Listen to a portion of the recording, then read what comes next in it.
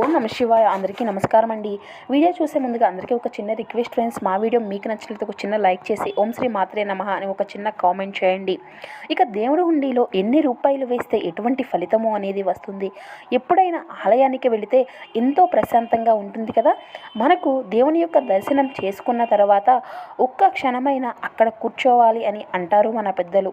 ఎందుకంటే ఎంతో ప్రశాంతత అనేది మనకు లభిస్తుంది కాబట్టి ఏదో తెలియని ఒక వైబ్రేషన్ అనేది మన మనసులో కలుగుతూ ఉంటుంది. ఎందుకంటే దేవుని దగ్గర మన యొక్క బాధలు అన్నీ చెప్పుకుంటాము కాబట్టి.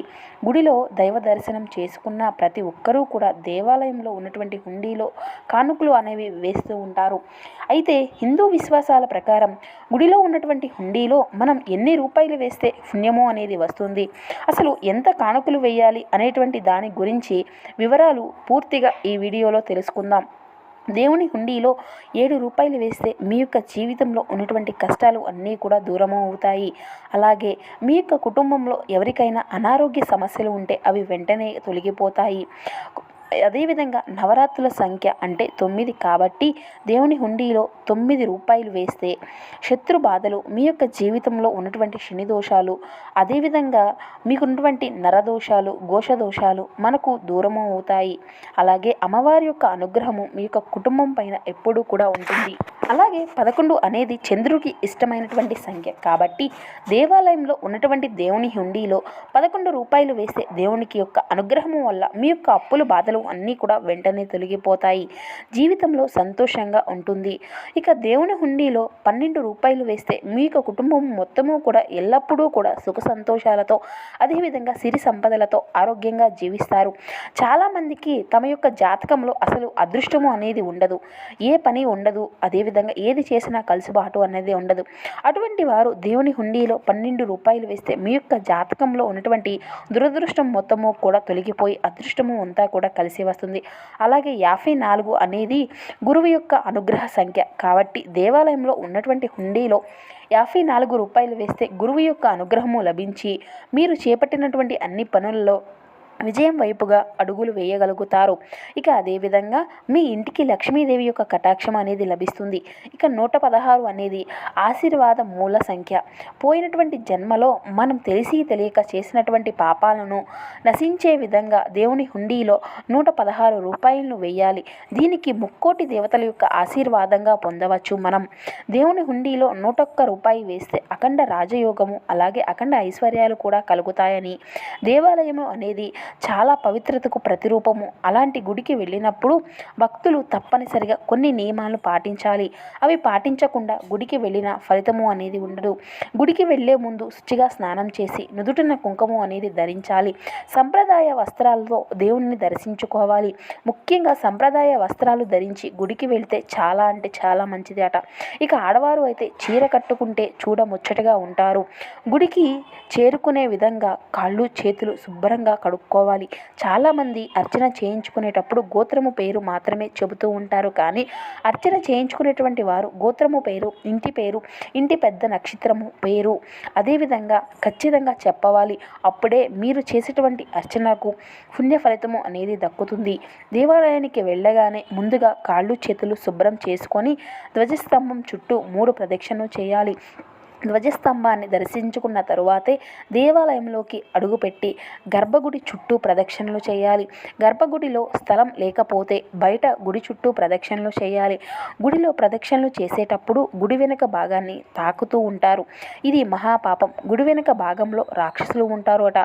కాబట్టి ప్రదక్షిణలు చేసేటువంటి సమయంలో గుడి వెనుక భాగాన్ని మాత్రం అస్సలు ముట్టుకోకూడదు.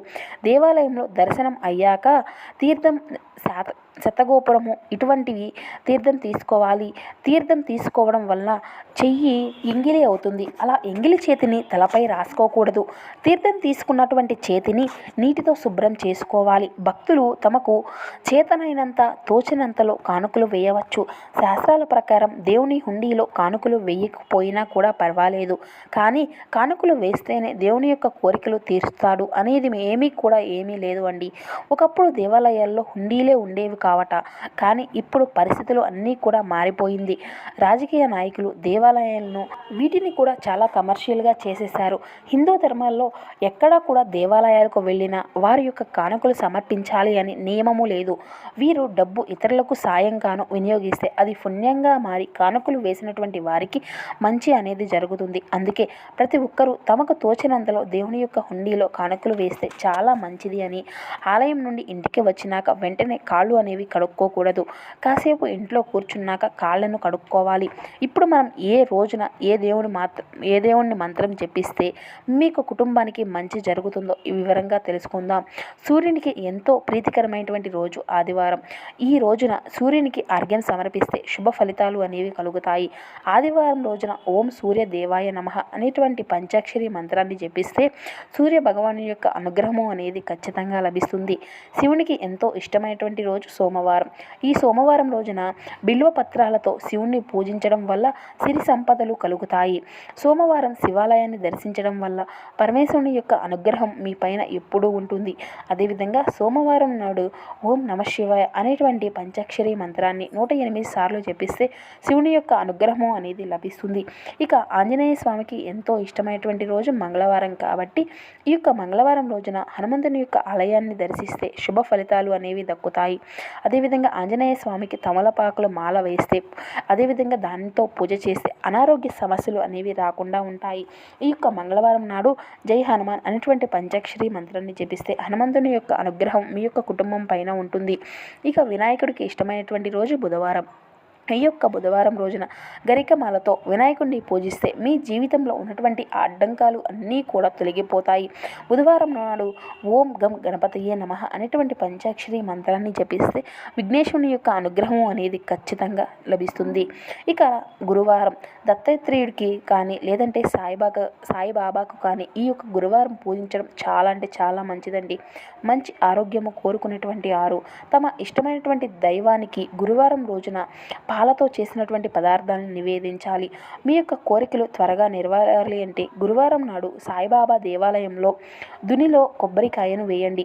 ఈ యొక్క గురువారం నాడు ఓం సాయి జయ జయ సాయి అనేటువంటి మంత్రాన్ని జపిస్తే అనుగ్రహం వల్ల మీకు కుటుంబంపై ఎప్పుడూ కూడా ఆ యొక్క స్వామివారి యొక్క కరుణా కటాక్షాలు అయితే మీకు ఖచ్చితంగా దక్కుతాయి. ఇక అదేవిధంగా శుక్రవారం. ఈ యొక్క శుక్రవారం రోజున లక్ష్మీదేవిని ఆరాధిస్తే చాలా అంటే చాలా మంచిది అండి. శుక్రవారం రోజు తులసి కోట ముందు దీపం వెలిగిస్తే చాలా అంటే చాలా మంచిదండి. 3 ప్రదక్షిణాలు చేస్తే మీ యొక్క కోరికలు అన్నీ కూడా చక్కగా నెరవేరుతాయి. ఈ యొక్క శుక్రవారం నాడు గుమ్మానికి పసుపు రాసి కుంకుమ బొట్లు పెడితే పచ్చగా ఉన్నటువంటి గుమ్మాన్ని చూస్తే లక్ష్మీదేవి ఇంట్లోకి ప్రవేశిస్తుంది. లక్ష్మీదేవి తన ఇంట్లోనే ఉండిపోతుంది. ఇక శుక్రవారం నాడు ఓం లక్ష్మీ దేవతయే నమః అనేటువంటి పంచాక్షరి మంత్రాన్ని జపిస్తే లక్ష్మీదేవి యొక్క అనుగ్రహం అనేది ఖచ్చితంగా లభిస్తుంది. ఇక వెంకటేశ్వర స్వామికి ఎంతో ఇష్టమైనటువంటి రోజు శనివారం. ఈ యొక్క శనివారం రోజున ఓం నమో నారాయణాయ అనేటువంటి పంచాక్షరి మంత్రాన్ని జపిస్తే స్వామివారి యొక్క అనుగ్రహం అనేది ఖచ్చితంగా మనకు లభిస్తుంది. చూశారు కదండి, ఏ రోజు ఏ దేవుణ్ణి పూజించుకోవాలి, అదేవిధంగా ఏ విధంగా మనం దేవుని హుండీలో ఎన్ని రూపాయలు వేస్తే ఎటువంటి పుణ్య ఫలితాలు అనేవి మనకు కలుగుతాయి. ఇటువంటి పూర్తి అంశాలన్నీ కూడా ఇప్పుడు ఈ వీడియో ద్వారా మీకు వివరంగా అర్థమయ్యాయి అని అనుకుంటున్నాము. సో మా వీడియో మీకు నచ్చినట్లయితే ప్లీజ్ ఒక చిన్న లైక్ చేసి మమ్మల్ని సపోర్ట్ చేయడం మాత్రం అసలు మర్చిపోకండి. Thank you for watching.